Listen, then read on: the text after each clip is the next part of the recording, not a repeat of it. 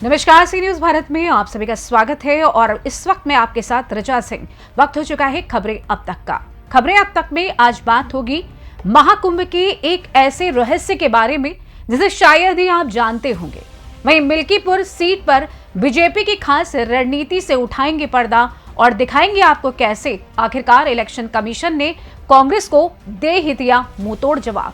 लेकिन उससे पहले इस वक्त की बड़ी हेडलाइंस पर डाल लेते हैं एक नजर। दिल्ली पीडब्ल्यूडी फ्लाईओवर घोटाले में सीबीआई ने नए सिरे से शुरू की जांच। यूपी के सीएम योगी आदित्यनाथ गृह मंत्री अमित शाह से मुलाकात करने पहुंचे।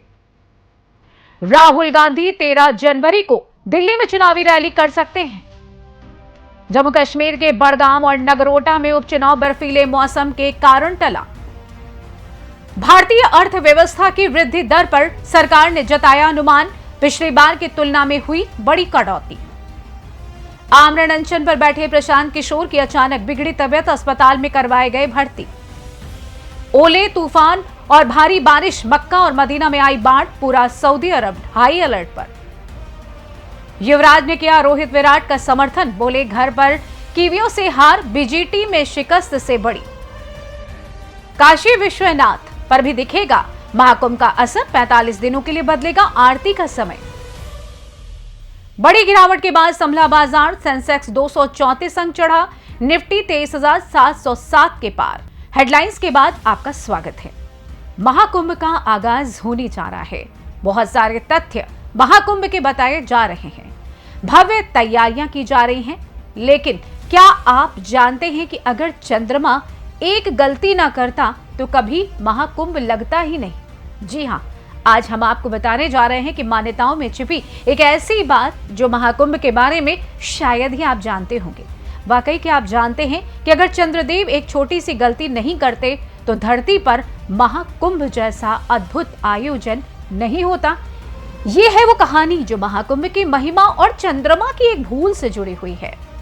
समुद्र मंथन, जहां देवता और असुर मिलकर अमृत की तलाश में थे, वो एक ऐतिहासिक घटना है जिसमें न केवल महान युद्ध हुआ बल्कि कई बहुमूल्य चीजें भी समुद्र से बाहर आईं। इनमें से एक अमृत कलश था जिसे लेकर देवता और असुरों के बीच भयंकर संघर्ष छिड़ गया।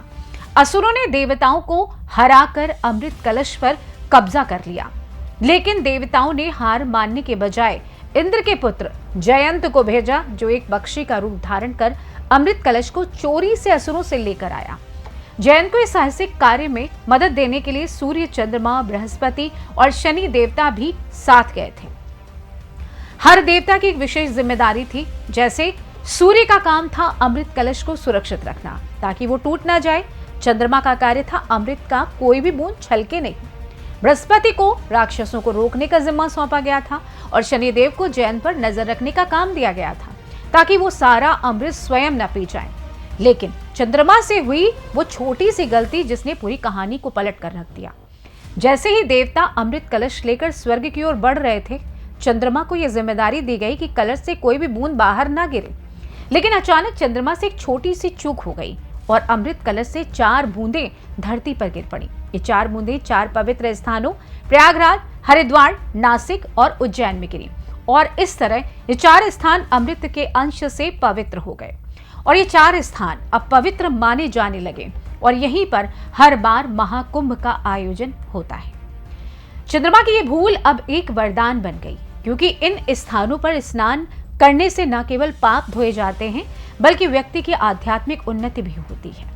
महाकुंभ का आयोजन विशेष ग्रहों और योग की स्थिति के अनुसार किया जाता है, जो सिद्धांत रूप में चंद्रमा की उस गलती से जुड़ा है। तो जब भी महाकुंभ का आयोजन होता है और आप इन पवित्र नदियों में स्नान करते हैं तो याद रखिए, ये 4 बूंदें जो चंद्रमा से गलती से गिरी थी, उन्हीं ने हमें ये अद्भुत अवसर दिया। महाकुंभ के इस स्नान से हमारे पापों का नाश होता है और हमें आध्यात्मिक उन्नति का रास्ता मिलता है। चंद्रदेव की वो गलती वास्तव में एक वरदान बन गई जो आज हमें भी आशीर्वाद दे रही है। फिलहाल इसी के साथ हम रुक करेंगे हमारी अगली रिपोर्ट की ओर। एक बार फिर उपचुनाव की जंग अब शुरू हो चुकी है और इस बार अयोध्या की मिल्कीपुर सीट पर हो रहे चुनाव ने राजनीतिक पारा चढ़ा दिया है। ये चुनाव महज एक सीट नहीं बल्कि 2027 के विधानसभा चुनाव का सेमीफाइनल बन चुका है। बता दें कि बीजेपी के लिए ये जीत बहुत अहम है और इसलिए पार्टी ने अपनी राजनीति का पूरा खाका तैयार कर लिया है ताकि सीट पर अपनी ताकत का परचम लहराया जा सके। वहीं आज इस चुनाव की तारीख भी सामने आ गई है। 5 फरवरी 2025 को वोटिंग होगी और 8 फरवरी 2025 को काउंटिंग। ये तारीखें सिर्फ तारीखें नहीं हैं, बल्कि ये बीजेपी के लिए एक राजनीतिक टेस्ट की तरह है। अयोध्या में मिली हार का बदला लेने के लिए पार्टी ने माइक्रो मैनेजमेंट की रणनीति अपनाई है और पार्टी ने सीएम योगी आदित्यनाथ की अगुवाई में 6 मंत्रियों की टीम बनाई है। यह टीम तैयार है मिल्कीपुर में बूम टू बूम प्रचार करने के लिए। जी हां, बीजेपी ने अपनी पूरी ताकत झोंक दी है। मुख्यमंत्री योगी आदित्यनाथ ने सूर्य प्रताप शाही, स्वतंत्र देव सिंह, जेपीएस राठौर, डॉक्टर दयाशंकर मिश्रा, दयालु, मयंकेश्वर शरण सिंह और सतीश शर्मा जैसे कद्दावर नेताओं की एक टीम बनाई है जो हर बूथ से लेकर हर गांव-गांव तक संपर्क करेंगे। और ये केवल प्रचार नहीं, ये तो सीधे संवाद का अभियान है। बीजेपी का मकसद है मिली हार का बदला लेना। अब सोचिए, अगर बीजेपी यहां जीत जाती है तो ये सिर्फ मिल्कीपुर की सीट नहीं, बल्कि 2027 के विधानसभा चुनाव के लिए मजबूत रणनीति का हिस्सा बनेगा। उत्तर प्रदेश सरकार के मंत्री डॉक्टर दयाशंकर मिश्रा दयालु ने खुद कहा है कि मिल्कीपुर उपचुनाव की तैयारी पहले से जबरदस्त हो चुकी है। सीएम योगी आदित्यनाथ खुद 3 बार अयोध्या जा चुके हैं और हर बूथ पर शक्ति केंद्र संयोजकों की बैठकें हो चुकी हैं। अब बारी है जनता तक सरकार की योजनाओं को पहुंचाने की और यही बीजेपी की माइक्रो मैनेजमेंट की रणनीति का दिलचस्प हिस्सा है। देखा जाए तो 2024 में बीजेपी को मिली हार ने उसे झकझोर कर रख दिया था। राम मंदिर के मुद्दे पर बीजेपी ने अयोध्या में बम्पर जीत का सपना देखा था, लेकिन अखिलेश यादव की पीडीए कार्ड की रणनीति ने बीजेपी को बुरी तरीके से मात दे दी है। यही वजह है कि मिल्कीपुर सीट के उपचुनाव को लेकर सीएम योगी और अखिलेश यादव के लिए प्रतिष्ठा का सवाल बन चुका है। क्या बीजेपी इस उपचुनाव में जीत के साथ अपना खोया हुआ सम्मान वापस पाएगी? क्या अखिलेश यादव को एक और शिकस्त मिलेगी? ये सवाल हैं जिनका जवाब आने वाले दिनों में मिलने वाला है। फिलहाल इसी के साथ हम बढ़ेंगे अगली रिपोर्ट की ओर।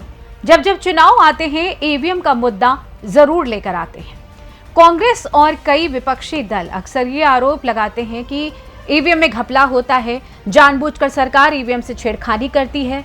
लेकिन आज दिल्ली चुनाव की तारीखों की घोषणा के साथ ही मुख्य चुनाव आयुक्त राजीव कुमार ने ईवीएम और वोटर लिस्ट से जुड़े विपक्ष के सवालों को ऐसी चुप्पी लगाई जिसे सुनकर हर किसी की बोलती बंद हो गई।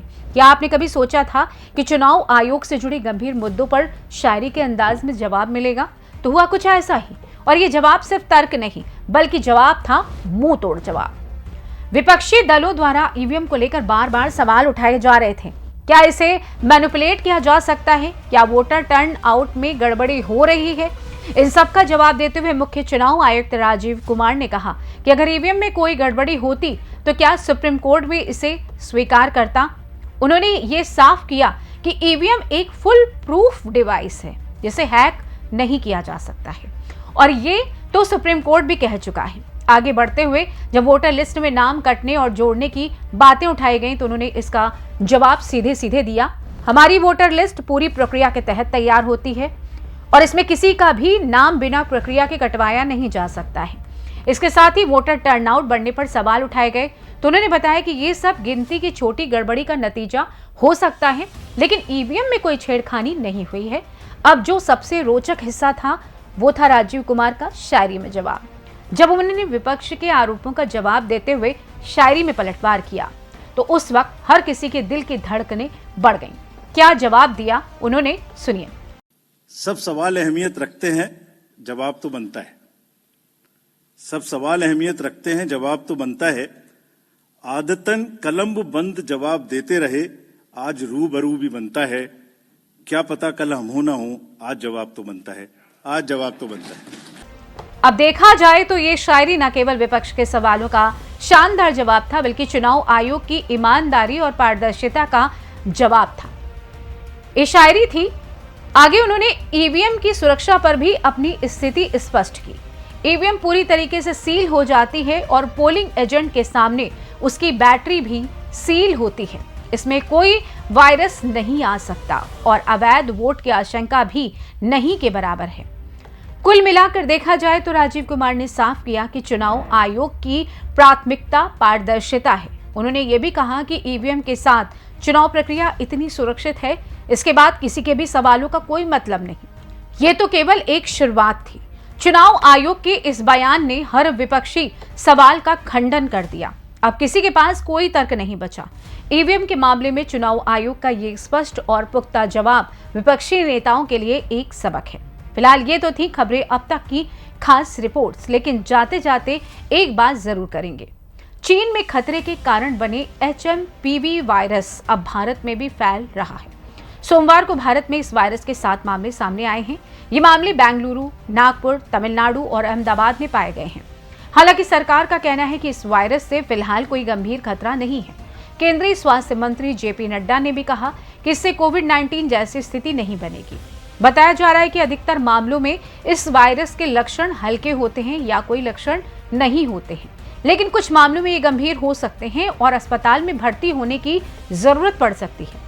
हालांकि कोविड-19 के मुकाबले ये बहुत समय से मौजूद है और ये जल्दी नहीं फैल रहा है। इसलिए इस वायरस से डरने की बजाय हमें सजग और सतर्क रहना चाहिए। फिलहाल के लिए खबरें अब तक में बस इतना ही। देश दुनिया की तमाम बड़ी खबरों को जानने के लिए जुड़े रहिए सी न्यूज़ भारत के साथ। हर खबर आपके साथ, आपके हाथ।